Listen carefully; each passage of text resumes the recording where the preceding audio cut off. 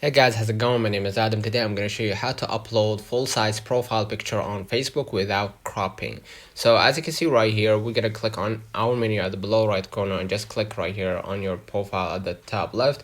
And you're going to see right here my avatar is kind of a round circle avatar. So if you wanted to get the perfect size for your profile picture on your Facebook, what you're going to do, you're going to just go back to your screen and go ahead to your browser, and you're gonna just search for circle avatar and just go ahead and knock off yourself and just select that picture, the round picture that you want for your Facebook.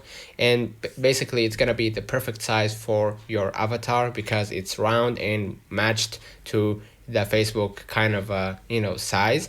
So basically after you chosen, let's say for example I want to choose this one, I'm gonna just hold right here to this picture, and I'm gonna just hold right here to save it.